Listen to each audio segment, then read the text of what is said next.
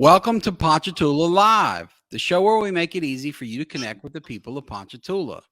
I'm your host, Parker Layrisson, and today I've got a truly fantastic guest. This woman is one of my lifelong heroes. I grew up among her kids at Ponchatoula High School, doing things like playing little conference football with her oldest son, watching my little brother and her daughters play and have fun and grow up together. Our families were always friends and thought a whole lot of one another. And her story truly inspired me and really everyone who knew her, because Juliana Chan came all the way from China.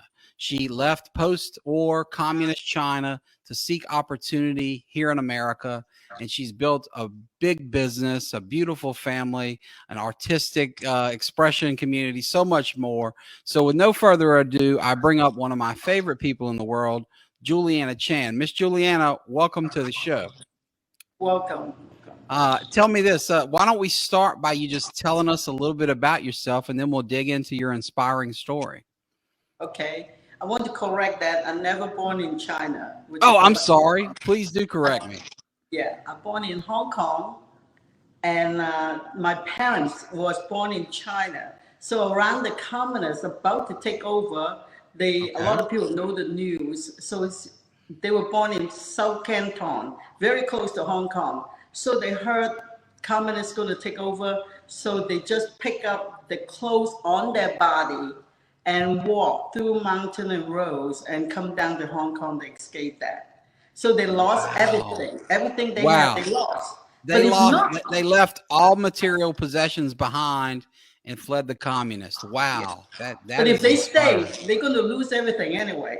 Yeah. Because communists take your house, take everything. So either way, but they do gain freedom, and they gave my freedom. I do appreciate that. Wow. What wonderful people they must have been to do that for you.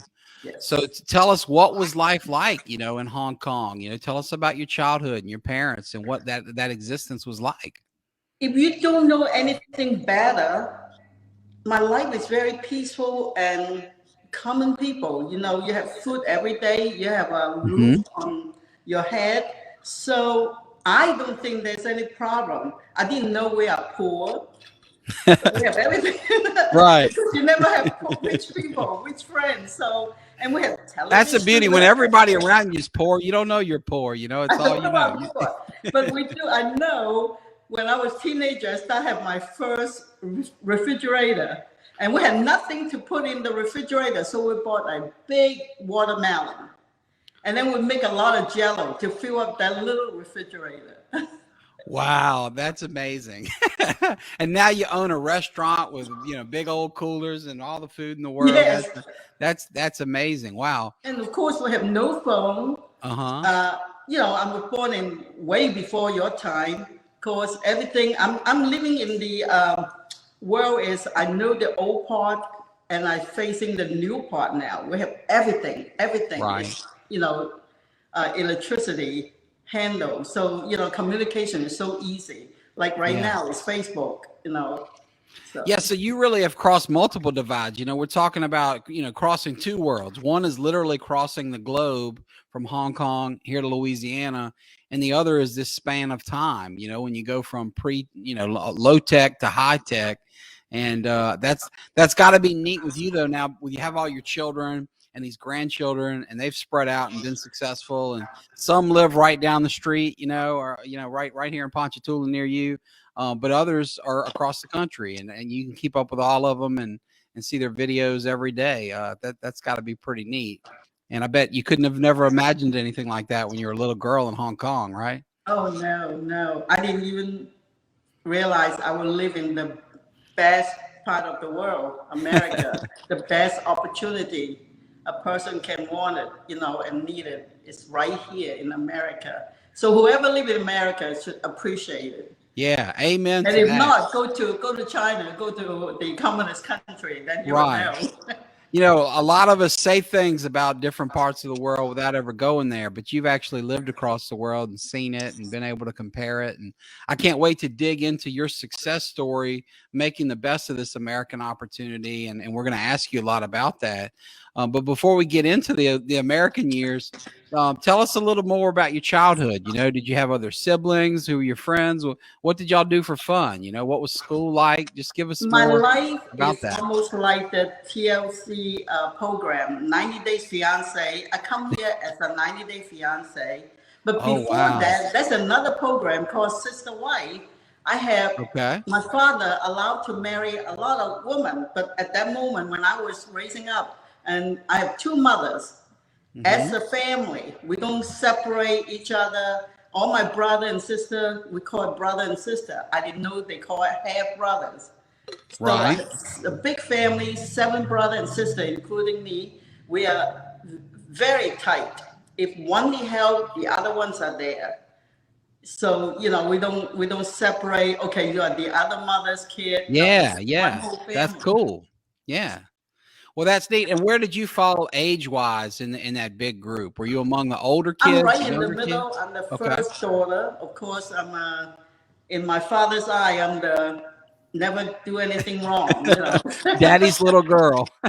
Oh, I need something. If not, I drop a couple of tears and I will have it. So that's why I said I don't know I was poor. I have Yeah. everything. Right, right. So it sounds like Daddy's little girl is an international concept. Wherever you are in the world, when you're that firstborn girl, Daddy's gonna, you're gonna have him wrapped around your little finger. At least that's what you did, huh? The only thing my father worried about was when I tell him I want to marry American and leaving Hong Kong, leaving him. Yeah. And he was, of course, worried.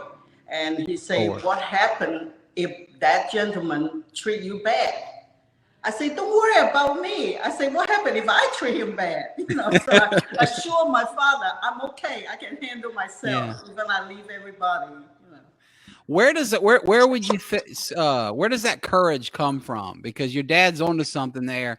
It's a colossal risk to take crossing the globe. Certainly when you come from poverty, certainly in the time period you're talking about, pre-FaceTime, pre-email, you were a very brave young woman to cross the globe to marry somebody. What do you attribute that to? Where do you think your courage came from that made you bold enough to take that risk? I'm always extrovert. I'm always, like the crowd, do things first, daring. And Right. in Hong Kong, we have so many foreigners. So to marry American is really not that different. I do like foreigner better. My mother always teased me. One day you will marry a foreigner because I refuse to use chopstick when I eat. I use forks and knives. And then I work. My first job is working for a Jewish family, have the big Uh-huh. designer clothing store. And I run one of the store in a shopping mall. Only the servicemen can go in, not anybody can go in. So that's how I met my husband. And he came in, we talked, and then he asked me to come over to America. I say, okay. Wow. Wow. That's an Well, amazing then story. another thing is, I try to come as a tourist just to visit Louisiana, visit his Uh-huh. family, but the embassy will not give me a visa. So I call my husband and boyfriend at that time, and he go to Lindy Balls, Hale Balls. Do you remember this Oh, congressman? absolutely. I began my career in the Hale Boggs building down there, the federal courthouse, Is that federal. right? Yeah, At yeah, that that's a time, very prominent. So, he folks, this is the former Congressman Hale Boggs and his wife, Congresswoman and Ambassador Lindy Boggs, one of the most prestigious families here ever. So, please go on, Miss Juliana. Yeah, at that time when my husband go there, they went to China to set up for Nixon to go visit. Okay. So my husband say, "Well, I want my fiance come over," and they won't let her. So the next day, I got the visa. The first time I heard the word red tape. I Wow, said, that "Oh, red tape, that fast." so The you next day, you I got the learned you visa. learned early on. It's sometimes not what you know, but who you know in terms of getting things done, Yes, and that yes. bureaucracy can get in your way. And So wow, I please got go the on. visa for 90-day fiance. I come in 90 days, have to get married. Wow. So is that where that all started? 90 Day Fiance. You either get married or get out, but you don't get to Yes, stick that's it. around. 90 Wow. days. Well, tell us about that experience. At that point, your girlfriend to fiance, you move here to America. What was your impression of the country America, the state of Louisiana, and our local community when you got here? The culture, I do have a culture shock a little I bet. because my whole life is, of course, Chinese culture. We have stages, like the king is the first, the father is the second. So if anybody do have a conflict, who you going to go stand by? So there's certain layer we have to do. So in here, almost like I was shocked is you tell the children, don't have to call uncle. I said, wait, he's an uncle. You have to use Uncle Bobby. You have to use that. They just say Bobby. Or some people, I find some kid call their father by name, hey, Right. Parker, So those are things I say, it can be. It just have to have certain respect. Sure. And I do feel America, the culture is a little loose on that. Yeah. We allow too many things too easy. We don't have a discipline in it. Right. Well, that's super interesting. I can't imagine what kind of culture shock that must have been, because I think your assessment of our culture here is dead on. I see it all the time. I'm starting to see it from my own kids. Luke and James are not calling me Parker yet, but they're certainly not giving me the respect as man of the house I feel like I deserve sometimes, and that must have been very interesting for you.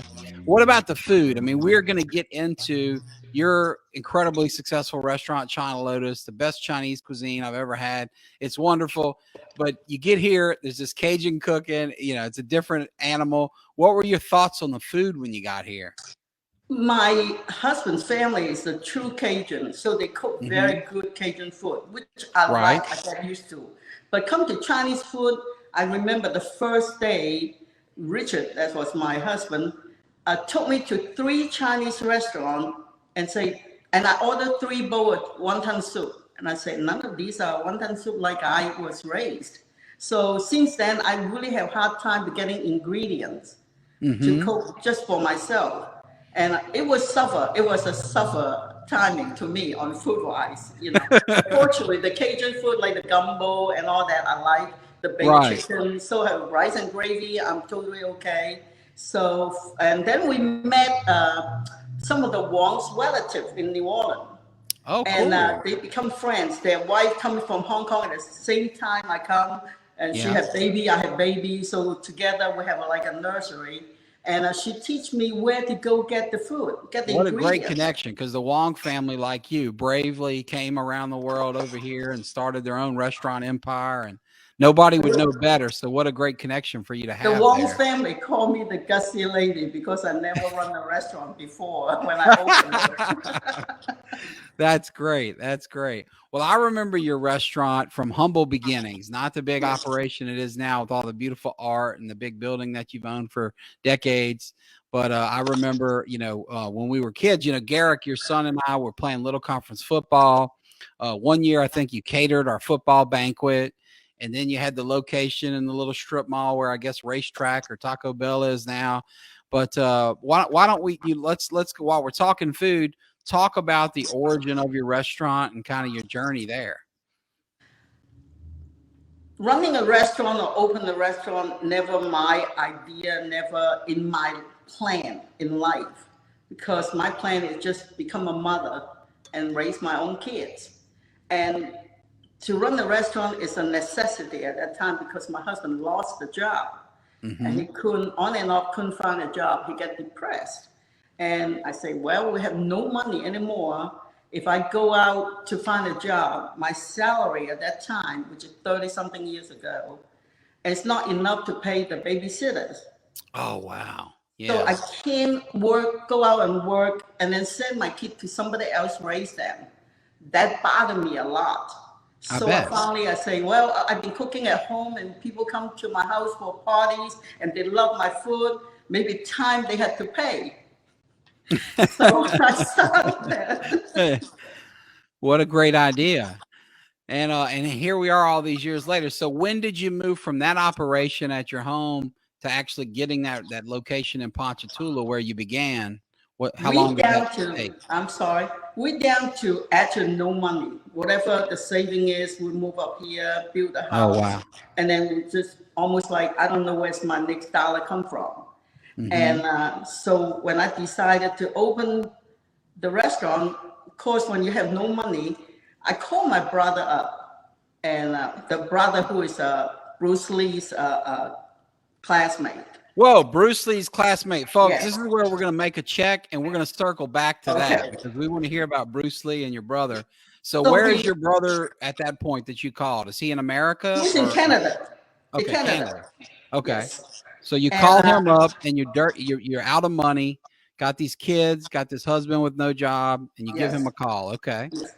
And I say, can you loan me some money? But I will pay you back. Don't know when I'm going to pay you back. So if those money you needed for next year, don't loan it to me. So it's almost like a unlimited time. Yeah. And he said, I have 5,000 American, which is equal to 35,000 Hong Kong. That's a lot of Wow. money. Yeah, So well, that's a lot of money now, but we're talking about what, the 1980s? Is that he when this went to was? 7 right now. Okay. $1 American equal to $7 Hong Kong. Wow. So Wow. I say, okay, I'll take it. So I remember my husband was sitting on the sofa looking at a football game on a Sunday. I said, I got $5,000. I know it's not enough to open the restaurant. And I called the strip mall and they tell me the rent. I said, we can do that, but I need you to help me. Let's think together. And he did help me. And he'd say, well, I can build. So we use the $5,000. We add on a den. We make sure we put a bathroom. Right now, I have a bathroom in the middle of my house. In the middle of the house. But for that, turn around, we borrowed 20,000, and that's how we started. Oh, wow. That's an amazing story. So, and I would guess that's the day that brother in Canada went from brother to favorite brother, right? So we're all favorite. Right, right. Well, that's neat. Well, you mentioned the tidbit there that he was classmates with Bruce Lee, the martial arts legend. Tell us about that. What's this Bruce Lee connection? That's amazing. Well, Hong Kong is actually a very small town. And when I left in 1972, there was almost 7 million people. In the size, Hong Kong Island itself is the size of New Orleans. It's So, 26 square like miles. roughly double the amount of people of the state of Louisiana, but geographically as small as New Orleans. That's amazing. Yes, yes. Wow. And so everybody kind of know everybody. So my brother, who is only 1 year older than me, he's like a jack of not all trade. He just loved anything except school. We're never really a great student. I'm never a great student. I fall asleep when I go to school. You give me a project, I can Right, sign right. up and work on it. So anyway, he decided he wanted to learn Wing Chun. That's a special style for Kung Fu. And I want to talk about that a little because Wing Chun actually Please do. is a name after a woman. It's a woman created it. Really? Tell us about Yes. that. Wing Chun is actually, she is like a nun in Siloam, which is a monastery. And they are famous on Kung Fu practice and all that. So there's one of the students, and he's very good, very strong. He decided to work for the king, which is the other Mongolian king coming already conquer China. So he decided to go work for that and try to convince these monks to go with the king. Of course, the monk won't be. They don't want to. They don't want to involve in politics anyway. Right. But at that time, all the teachers are getting old. And the new one is too young. So this is the #1 student. So it come in, this lady, Wing Chun, she say, I cannot fight him because it's a stronger. Even we know the same kind of Kung Fu style, I cannot fight him. So how can I do it? So she started learning. I say, okay, I have to be faster than him. Almost like you can even fight with a gun. You know, I have to faster. Yeah, than him. she That's knew how she couldn't be as strong. She had to be faster. Okay. faster to stop him before he hits you. You know, so that's how he invented this, and that's how Bruce Lee emphasized on that quickness. Right. Wow. And so, how does your brother get involved with that? Is it? Are they? He just go to that school. He Oh, just went to wow. the school and And decided to even, I learn. mean, so there they are in this itty bitty town of 7 million people, and they end up in the same kung fu class, and then he Yes. ends up in Canada. Wow, that's amazing.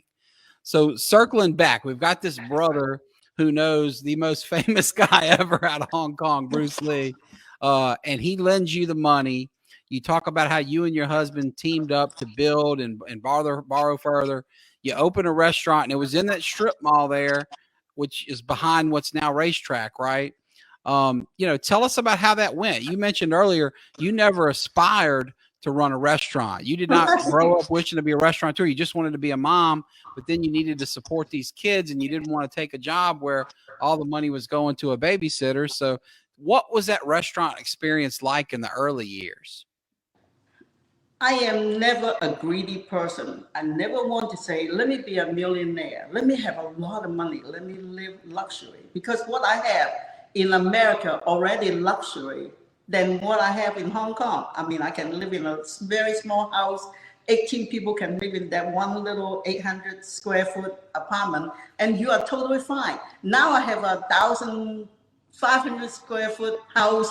Oh, I'm in heaven already. So I Right. never want more. At that time, I clearly remember my husband, the job he used to have 3,000 a month. We lived very well at that time. So when he lost a job, so all I know is I need 3,000 a month to survive. So I Right. say, I open this restaurant. If I make 300 a day, that is to cover all the expense. And if I make $100 extra, so my goal is 400 a day gross. So out of 30 days, if I work 30 days and I have $3,000 after the expense, so I make as much money as my husband, and I Wow. keep And that my was kid there. in month number one. You did that? You did that in your first month? Oh Oh, that no, had to be so. 300. I make 400 a day. Oh, wow. Oh, wow. 400 a day means I have $100 a day myself. Multiply by Yeah. 30 days, I have Extra. 3,000 a month. Wow. That's So I'm cool. totally happy. But of course, there's all my kids help. They come back from school, they stay there, eat a little something. They all help packing to go and all that. Right. Regina was a little over 1 year old. She was in diaper, and she picked up this bus pan and go and bust the table, and she got $1 tip every time. $1 is a Of lot. course she did. Now that was a lot back then. That's why she And always know how to handle money. wow, how cute she must have been at that age doing that. That's Yeah. amazing. Wow. So I'm totally satisfied. Actually, at that Mhm. time, the rent I paid was high, a little high. Right. I'm not going to complain, but I agreed to rent that Sure. place with that price. It's almost $1,000 a month. Oh, wow. That So I is a say, I lot. need, if everybody work, I make the salary is not enough. That's how I calculate in my math in my head. And I say, we should have more than 3,000 a month. Because if my husband work and my children work there, so we should have a little bit more pay. And I know the traffic at that time won't be more. Right. So somebody tell me, move to Hammond. So I get the location Right. there. I know I'm back of somebody, and one day somebody will build in front of me.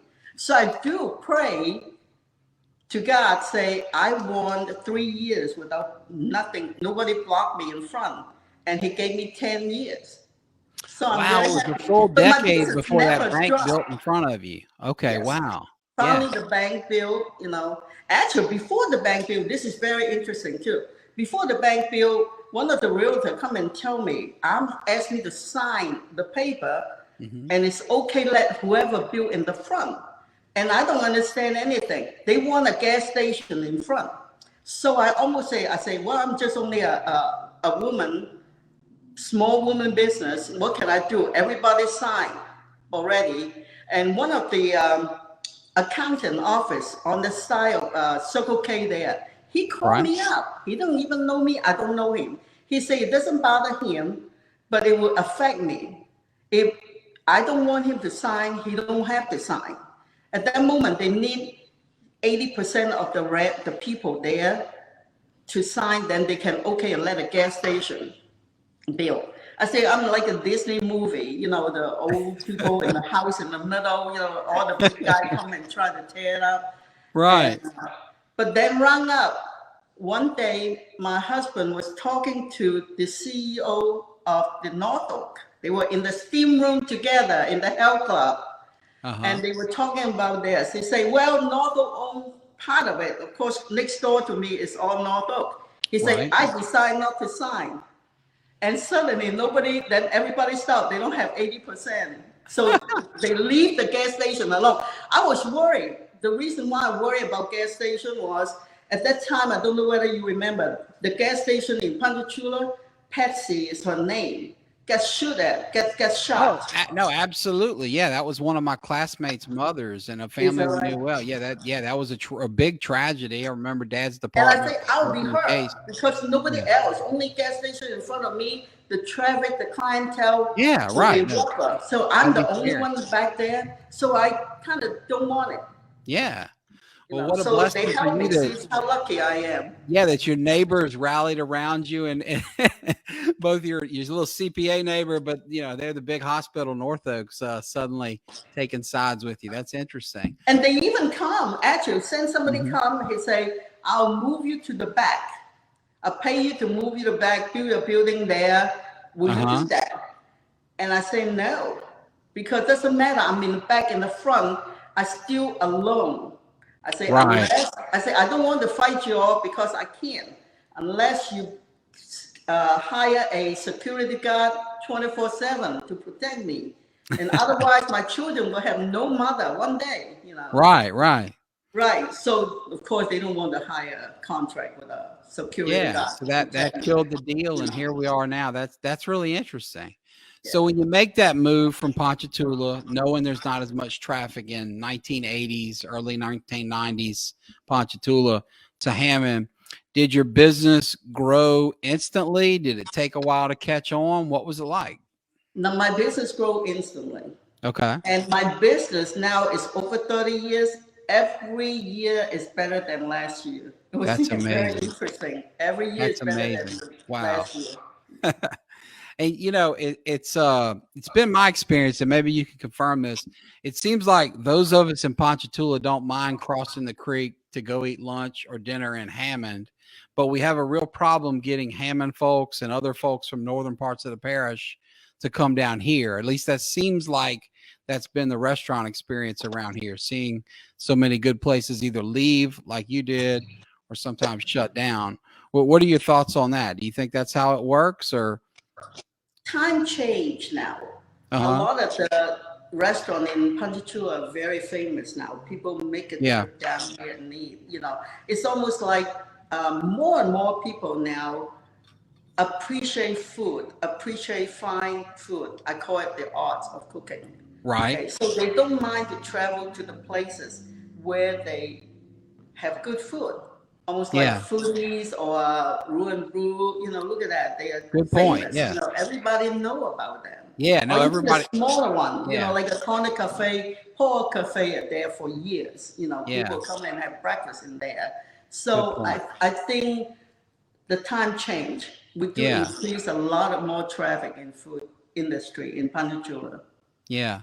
No, you're right. And also, with you mentioned earlier, the modern tech these days, right? I mean, with blogs, I work with Danny Williams. He's got his own little food blog, right? I mean, when a guy from Ponchatoula can do that as a hobby, there's a lot more buzz and info out there about food now. There's all these apps with photos at restaurants and reviews and whatnot. So I guess you're right. That has opened things up a lot.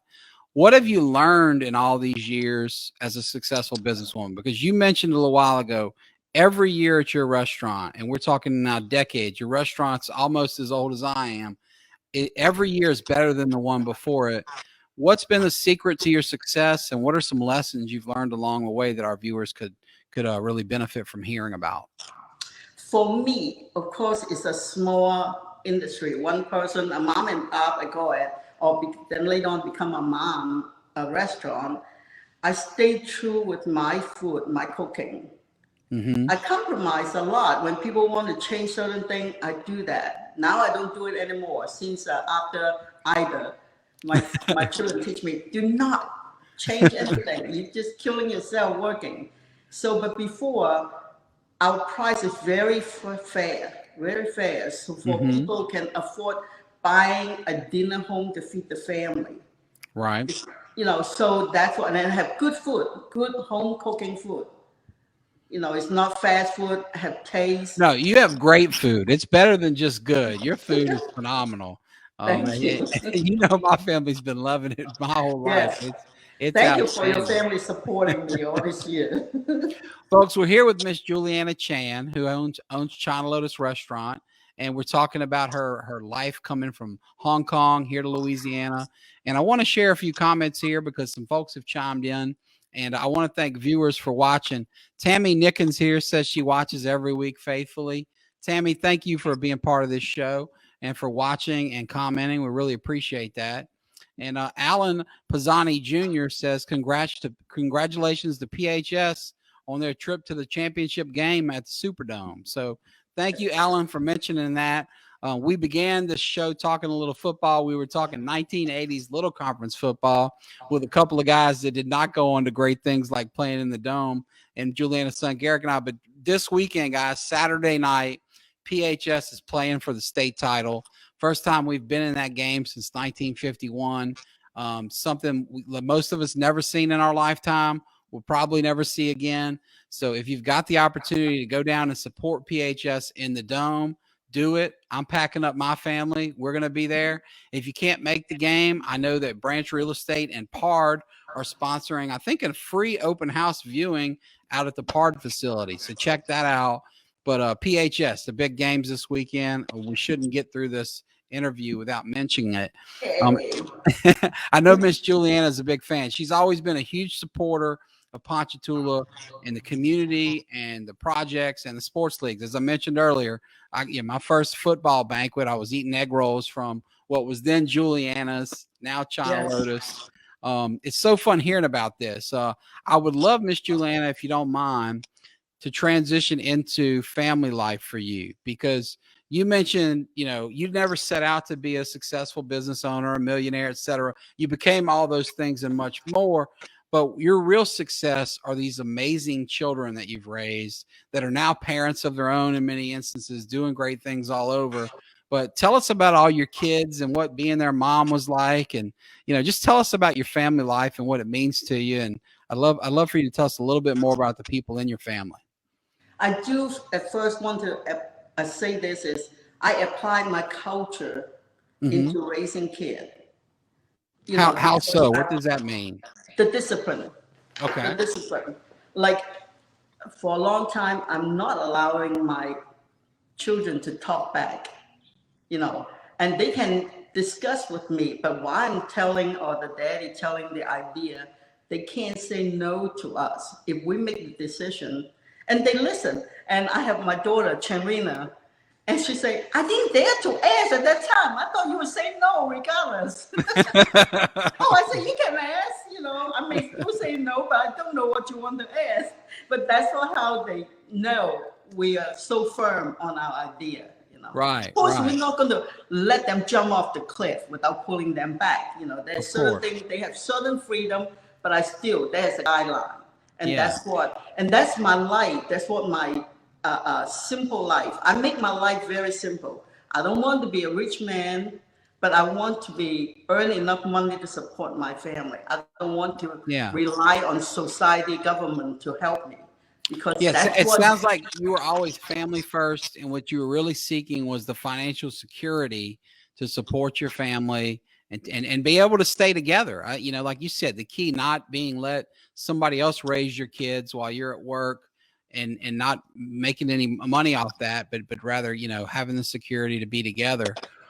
You mentioned bringing your culture to parenting. Now you followed your husband across the world here. His family's from here. They're real Cajun, where you look at a word and it looks like Robert, but you say it Robert because it's Cajun. So what was it like, melding those cultures? You bringing that Asian strictness from Hong Kong, him being, perhaps a more laissez-faire Cajun, what was that like in terms of doing your thing, your cultural thing here where you were a bit of a fish out of water? Very simple. That's a Hmm. simple mathematic or equation. Is whatever is better. Doesn't mean Chinese culture, although have 6,000 years of history, is 100% correct. And so Right. does the Cajun style. They all good family. The way we Hmm. raise a kid or become a family, that's very simple. We try to live in a peaceful world and have a peaceful life. You know, some people have farms, some people in city life, you know. So all I want is to have a peaceful, happy family. So if his Cajun idea, just say family idea, tradition, is good, that's it. I accept that. Then I use that, Right. you know. And then don't forget, my children do raise in here. They have their Hmm. American culture, you know, almost like Monday night is pizza. So I'm not, I don't eat pizza for a long time, you know, because Right. we don't have cheese. But I'm not going to stop them eating pizza. So life is simple. I choose whatever is better, not necessarily only Chinese or only American or only any culture. If that make me better, a better person, and I would take that. That's Yeah. that formula is so simple. Do that. Yeah. So, hey, I think folks in 2021 are familiar with fusion cuisine, right? People are taking influences from China and Cajun and mixing it up and trying to pick the best of both worlds together. You guys kind of cornered the fusion parenting market back in the 80s and 90s, and we're picking the best of all worlds. That's neat. What are some advice or cornerstones of parenting that you would give folks? You look at me and you've known me my whole life, and you see me with these two little boys aged 3 and 5, and so many of the challenges and mistakes and decisions that are ahead of me are behind you. What advice would you give to me, and more particularly young mothers, people raising kids, because you've been so good at it? We could learn so much from you. But again, what's your advice to parents on how to raise kids? Oh, you think I'm good? My children think I'm tough. They You do, know, but they think you're a great mama. I've talked to them about it. I know that. Yeah. They maybe didn't always appreciate it in the moment, but they do now that they're raising kiddos. I raise them with what I have. We don't have a Hmm. lot, then, but they never live without. Almost like I appreciate what I had when I was in Hong Kong. I mean, I enjoy Right. it. Once a year, I only have a coat, and that's my present. So here, when I raise my own kid, you can ask them. I seldom have birthday party. I seldom have a lot of Christmas present because that scared me. That was the amount of present we had to Yeah. give the kid. And then the first thing really scared me was the first Mardi Gras parade. It's actually, I say, people spend all those money and find these plastic beads and throw it on the ground. And they kill you to get it. They push you away to get it. You know, I was so shocked. Culture, that's a culture shock. But now Right. I understand it. I look at it, a parade is totally different. If the one have money, go ahead and spend it. Then let Hmm. other people create job and have fun at the same time. So when life change, I look at things different. Not necessarily one idea is 100% correct. You know, when I first Hmm. come, I absolutely against that. I say, I don't believe people have that much money and play with something is not worth anything, you know. But now Right. I look at it, it's totally different. Go ahead, enjoy life to make everybody happy, peaceful. That's the main thing. Live peaceful, enjoy the party, and spend some money. Main thing is spend it. You can't bring it with you. If you Can't have bring it with money, you. Buy some great Chinese food and do some other good things with it. buy more beads. And Buy more beads. Buy them from if you ever auctions. see a toddler bussing your table, give her at least $1 tip. Yes. Drop her a 20. It's 2021. Give her a big tip. Hey, I Um, have these third generation start working for me. I'm so proud. oh, tell us about that. What's that like? Because I know I watched your daughters and sons come up through your restaurant. What's it been like having a true family affair? My granddaughter, Lauren, Lauren Robert, and she started helping me bus table now. Oh, So I'm that's so cool. proud. I have other, relatives, kids, they start Hmm. coming to work for me. And of course, I don't pay them $3.50 anymore. I pay them more, a lot more. That's great. And you've got a great team too, beyond your actual, lineage, beyond your own children and grandkids. You've always had just a wonderful staff there. People just seem to love you. They, you're kind of the den mother of the whole gang, not just of your actual kids. It's a real special place. One of the things I want to ask about that we can't miss when we go in your restaurant is your beautiful artwork. Now, you are such a talented artist on multiple levels, as a painter, as a sculptor, as a dancer. Tell us about the influence of art in your life and your art and what it means to you. I always love beauty. I'm not a school person, but if project art, I have an eye for the art, the beauty of the earth. And I always want to do it by my hands, not just buying it. If I buy a shirt, it's okay, but I want to make it myself. I'm a survivor. I come from a timing had nothing. So everything, we buy the material, make clothes. We always make clothes when I was young. So I'm a great seamstress. Yeah. Not many that brings me back. My grandmother was a seamstress, and she made our clothes when I was a kid. And you just made me think of Mama Nell. So thank you for that. But please continue. You love to make things, and I'm a survivor. So if we have no money when I get married, and we're down to no money, I cut my kids' hair. Ask Garrett how many times I say, "Oh, there's a hole." How many times I cut a hole in their hair? So did you put the bowl on top? Was it the bowl? No bowl, but I'm kind of like using regular scissors. I'm just picking it and cut it this way, that way. And I learned my life is always observe. I love woodworking, but my husband won't let me touch the saw. He say I'm dangerous.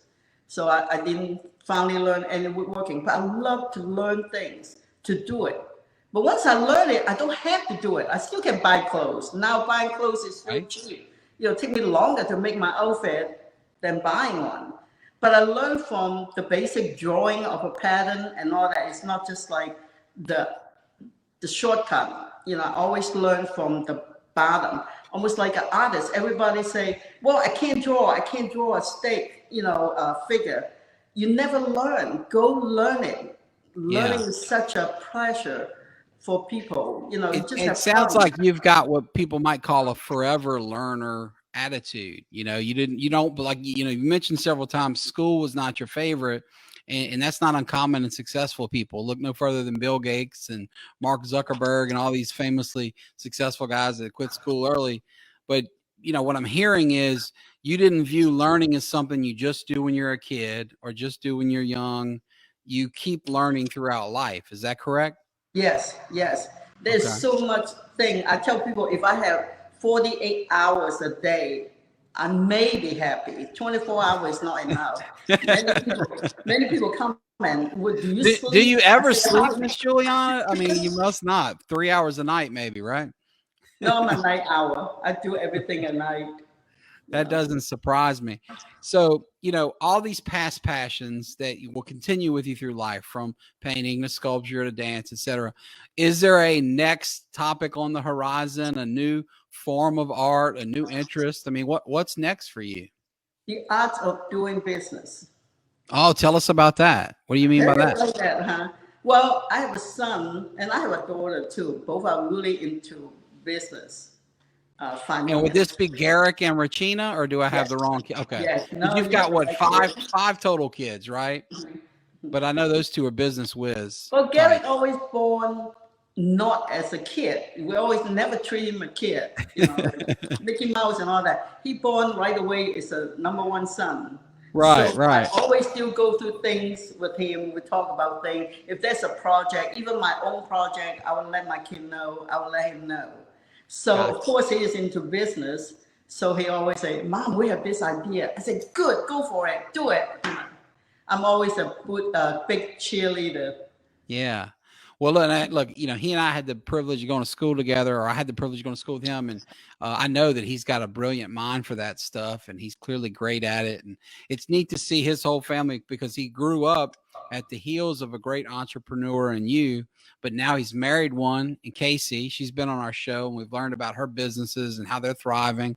And he does his own thing and he's teaming up with his sister on stuff. And it's just so neat to see that going down. So it's cool to hear that even though you've had all this success, you have accomplished the mission you set out on, which was provide for these kids. They're put through school, out the house. Every need they ever had was met through your hard work and success. But you still have a passion for business, and that's still a big part of your life. That's really cool. What do you want?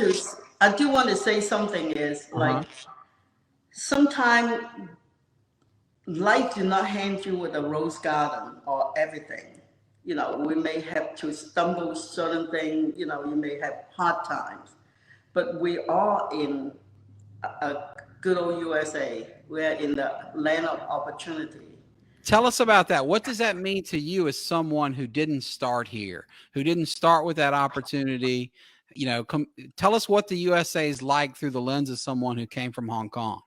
It was interesting is, of course, at the first few years or during the year, my husband is the only provider. I still don't understand the finance and all that. I was I'm still am very good bookkeeper. I keep books very good.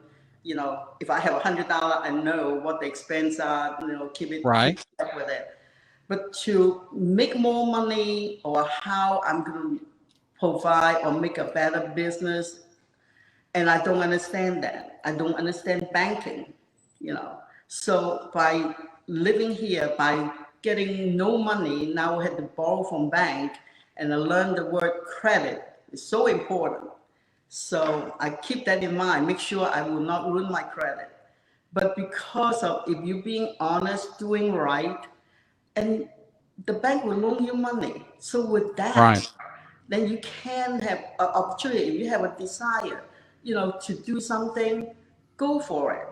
I'm always at that opportunity in America. I was so shocked. If I was in Hong Kong, or I am in Hong Kong, well, Hong Kong is different. I shouldn't even use Hong Kong. Hong Kong have opportunity like crazy. Sure. And it's a industrial world, Hong Kong is. But you can't go just borrow money from a bank. But in America, if you keep a good credit, and you have a house or something you have to pay for the house, they will loan you more money. As time goes, your equity on the house is more and more every year. So you always can borrow money and do business. So there's an opportunity. So there's opportunity here, and you can build with the right plan, the right opportunity. You can really grow something here. The American economy's been. And one thing about American, they are so nice. Everybody eager to help. Right. I seldom meet evil person. Everyone is your friend, and they will have something they can help you. You can't know everything, but they know. I always ask people, and especially after my divorce, I just scared a little. I don't know anything. There's a lot of things I still don't know. But so many customers come, and I talk to everyone. Oh, if you're an architect, I want to talk about the building. If you're a bank, I want to talk about finance. If you are real estate, I want to talk about that. So they willing to help you, tell you, and teach you. So you just keep on learning, not afraid to ask and think about it. I have one rule when I do business is, if I have an idea, I'm going to ask 10 people. If 7 people say good, and 3 say not good, I'm go for the good side. I'm gonna go for it. But if 7 people say not good, and only 3 people say good, then I really think hard before I will go for it. So that's great advice. It sounds like you have created a virtual board of directors. It's like your company, instead of being Apple and paying all these high prominent people, you just ask the people in your community, and it makes perfect sense because the top bankers and architects and attorneys and everything else, CPA, etc., they're sitting down at the table in your restaurant all the time. So why not make use of their knowledge? And I'm sure they're happy to share it.